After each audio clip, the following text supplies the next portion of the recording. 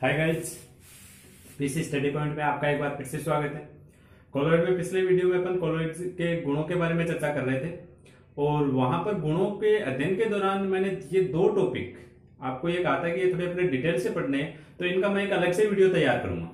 तो आज मैं आपके सामने फिर से हाजिर हूँ वही दो टॉपिक्स लेकर के जो अपने को डिटेल में पढ़ने थे, उनका वीडियो लेकर के एक बार फिर से। टॉपिक कौन कौन से थे? नंबर 1 पहला अपना टॉपिक था कोलॉइड पर आवेश, कि कोलॉइड पर आवेश कहां से आया, और नंबर 2 दूसरा टॉपिक था स्कंदन। स्कंदन से संबंधित एक नियम है, हार्डी-सुलजेगा नियम, उस नियम के बारे में अपन चर्चा करेंगे और स्कंदन क्षमता क्या होती है ये जानेंगे। तो स्टार्ट करते हैं आज का वीडियो। तो पहले अपन देख लेते हैं आवेश के बारे में कि जो कोलॉइड्स होते हैं, कोलॉइडी कण होते हैं, प्रावस्था के कण होते हैं, उन पर आवेश कहां से उत्पन्न होता है। आवेश उत्पन्न होने के 3 कारण हो सकते हैं। कोलॉइडी कण है, उन पर आवेश कहां से आया, इसके 3 रीजन हो सकते हैं। नंबर 1 सबसे पहला कारण है घर्षण, कि जब आप परावस्था और माध्यम को एक जगह विलय करते हैं, एक जगह मिलाते हैं, दोनों को मिक्सअप करते हैं तो घर्षण होता है दोनों में। और हम सभी जानते हैं जब घर्षण होता है तो आवेश उत्पन्न होता है। तो हो सकता है जब आप परावस्था और माध्यम को एक जगह विलय कर रहे हो, उस दौरान दोनों में घर्षण हुआ हो और घर्षण होने के कारण परावस्था के कणों पर क्या उत्पन्न हो गया हो, आवेश उत्पन्न हो गया हो। तो पहला रीजन तो है घर्षण। नंबर 2 दूसरा रीजन आयनन। जब आप प्रावस्था को माध्यम के अंदर मिलाएं, विलय करें उसको, तो हो सकता है जो प्रावस्था है उसका आयनन हो गया हो। और आयनन होने से अपन जानते हैं हमेशा जैसे ही आयनन होगा तो उसके आयन बनेंगे, एक धनायन बनेगा और एक ऋणायन बनेगा। तो ये हो सकता है कि जैसे ही आपने परावस्था को माध्यम के अंदर मिलाया है तो उसका आयनन हो गया, जैसे साबुन में हुआ था आयनन। जैसे मान लीजिए ये साबुन थे अपने पास में, लंबी श्रृंखला वाले कार्बोक्सिलिक अम्ल का सोडियम लवण। तो जैसे आप इसको जल में मिलाते हैं यानी माध्यम में मिलाते हैं तो सबसे पहले इसका आयनन होता है, ये Na+ अलग होता है और ये ऋणायन अलग होता है। और फिर कोलॉइड इस ऋणायनों से ही बना था। बहुत सारे ऋणायन वसा के साथ में जुड़ करके कोलॉइडी कण बनाया था, ध्यान होगा आपको। तो वो जो कोलॉइडी कण बनाया वो तो इन ऋणायनों से बना है। इसका मतलब वो कोलॉइडी कण कैसा होगा, ऋणावेशित होगा, सीधी सी बात है। इस तरह से अपन ने वसा के कण एकत्रित किए थे और इस तरह से ये मिसेल का या कोलॉइडी कण इस तरह से बनाया था हमने।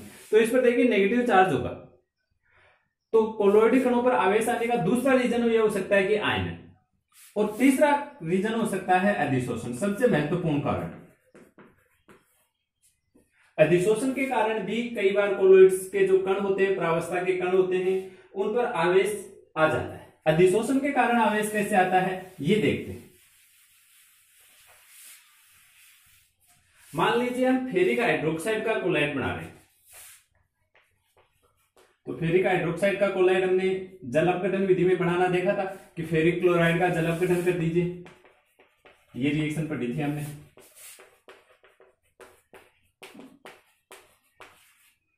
ये बन गया कोलॉइडी कण। जब इस प्रकार से आप कोलॉइड बनाते हैं तो ये जो कोलॉइडी कण बना है फेरिक हाइड्रोक्साइड FeOH की होल थ्राइस, ये कोलॉइडी कण बन गया है। किससे बना है? इसको हमने फेरिक क्लोराइड से बनाया। फेरिक हाइड्रोक्साइड का जो कोलॉइड है वो हमने फेरिक क्लोराइड की सहायता से बनाया है। जो फेरिक क्लोराइड है इसमें 2 आयन है, एक Fe+3 है और 3 Cl- ये आयन से। तो जो कोलॉइडी कण होता है वो इस पदार्थ के, जिस पदार्थ से आपने उसको बनाया है, उस पदार्थ के जो उभयनिष्ठ आयन होते हैं उन आयनों को अपनी सतह पर अधिशोषित करता है। कोलॉइड्स में अधिशोषण का गुण होता है, ये हमने पढ़ लिया है। तो ये जो कोलॉइड बन गया ये क्या करेगा, इसके फेरिक क्लोराइड के जो उभयनिष्ठ आयन है उनको उभयनिष्ठ का मतलब जो कॉमन है। कॉमन कौन से है? देखो दोनों के धनायन कॉमन है। इसका भी धनायन Fe+3, इसका भी धनायन Fe+3। ऋणायन अलग अलग है, इसमें Cl- है, इसमें OH-। तो उभयनिष्ठ आयन कौन सा हुआ? Fe+3। तो ये कोलॉइडी कण क्या करेगा, इसके Fe+3 आयनों को अपनी सतह पर अधिशोषित कर लेगा। तो ये Fe+3 आयन आएंगे, ये लीजिए, और आकर के इसकी सतह पर क्या हो जाएंगे, अधिशोषित हो जाएंगे। तो अब बताइए जो कोलॉइडी कण था वो आवेशित हुआ या नहीं हुआ है? कोलॉइडी कण पूरी तरह से आवेशित हो चुका है, धनावेश आ गया उसका। और इसके ऊपर ये चारों तरफ परत बन गई है। ये जो परत बनी है ये ध्यान रखिए अधिशोषण के कारण इस पर जमा हुई है, और अधिशोषण के कारण जमा हुई है पहली बात। तो दूसरी बात ये परत स्थायी है, ये इसके ऊपर एक परत जमा हो गई, फर्स्ट लेयर है, एक परत और जमा होगी, दो परत जमा होंगी। फर्स्ट लेयर है किसके कारण जमा हुई है? ये अधिशोषण से।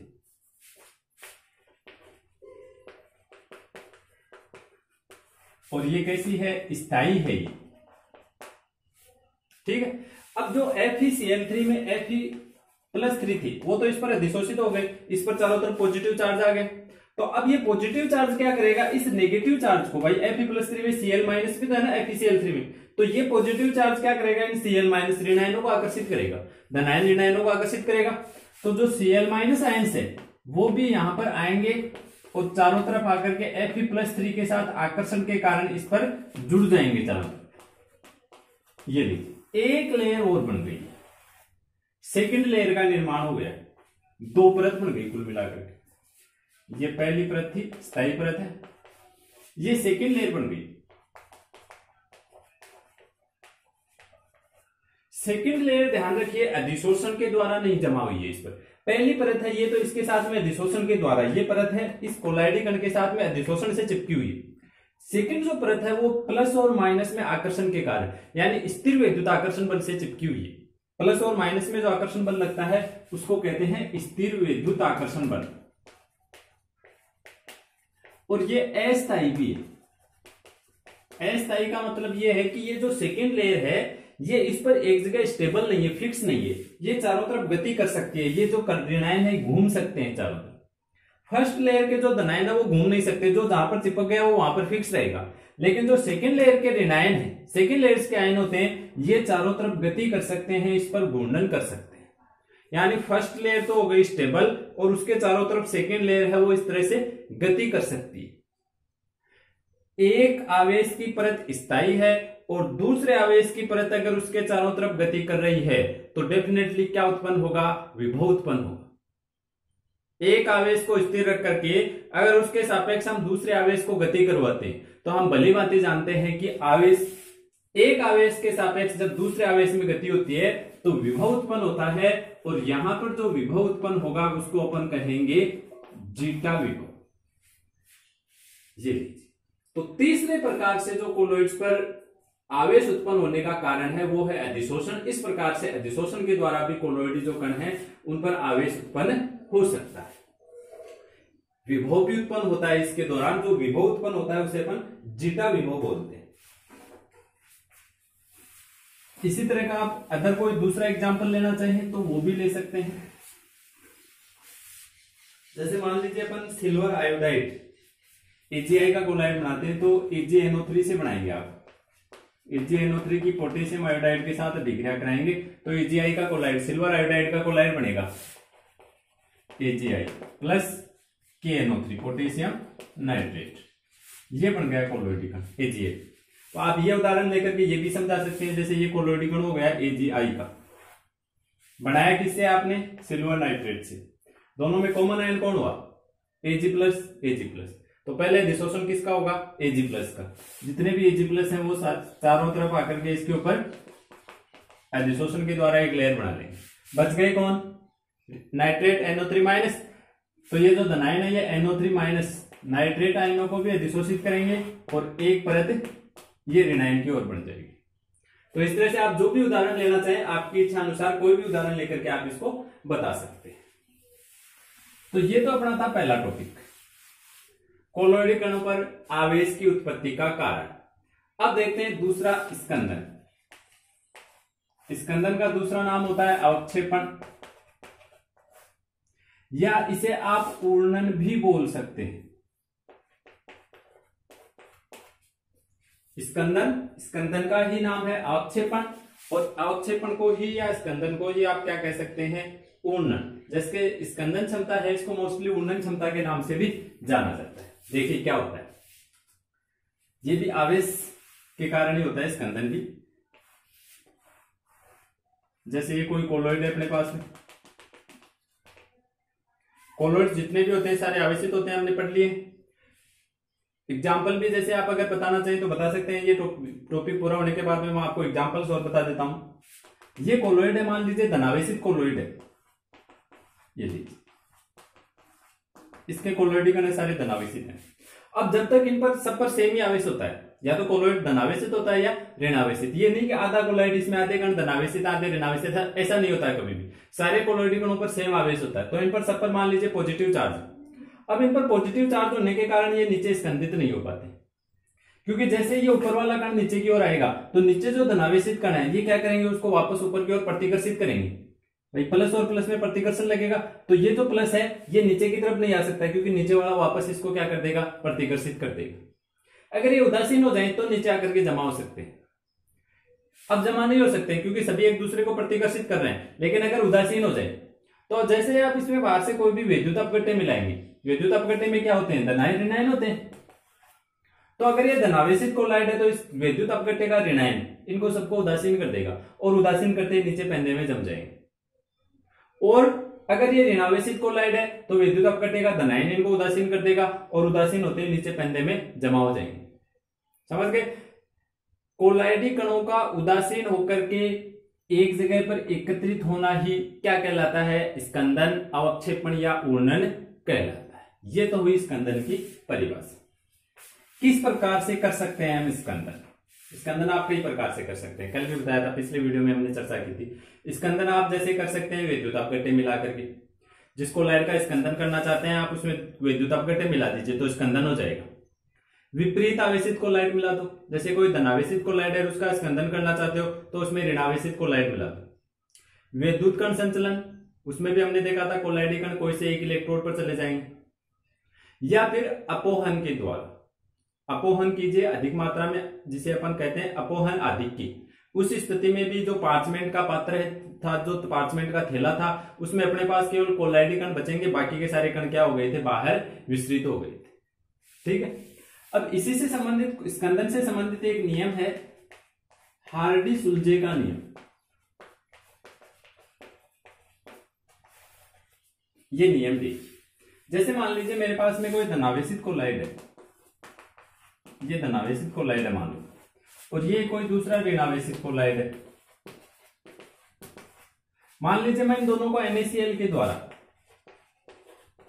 दोनों में, इसमें भी थोड़ा NaCl मिला दो, उसमें भी थोड़ा NaCl मिला दो, और दोनों का स्कंदन कर रहे हैं।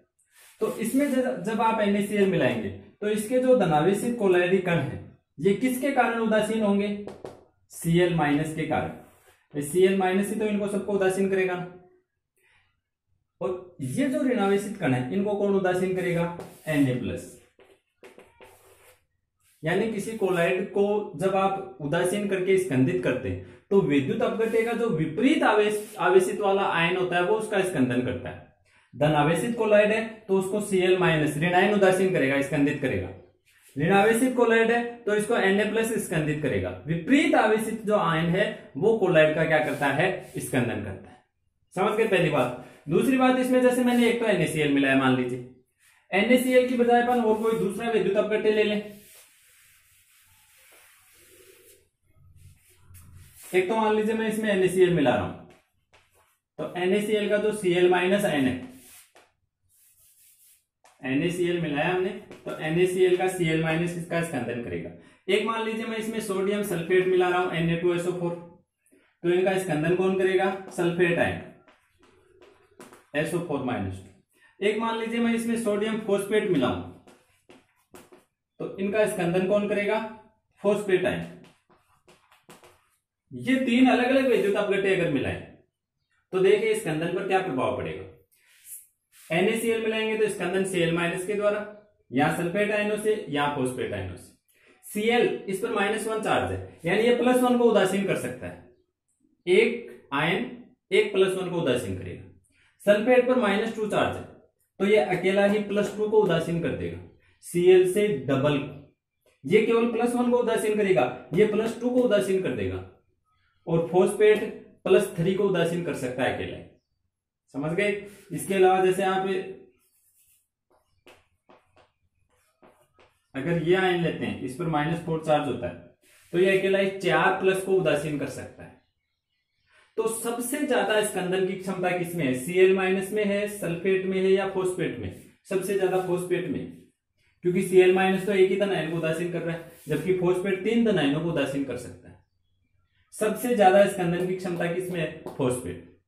ठीक, ऐसे इसके लिए अपन उदाहरण ले, जैसे एक तो अपन ने NaCl लिया, तो NaCl में Na+ उदासीन करेगा। एक मान लो मैं मैग्नीशियम क्लोराइड ले लूं, तो मैग्नीशियम क्लोराइड में Mg+2 इन ऋण आयनों को उदासीन करेगा।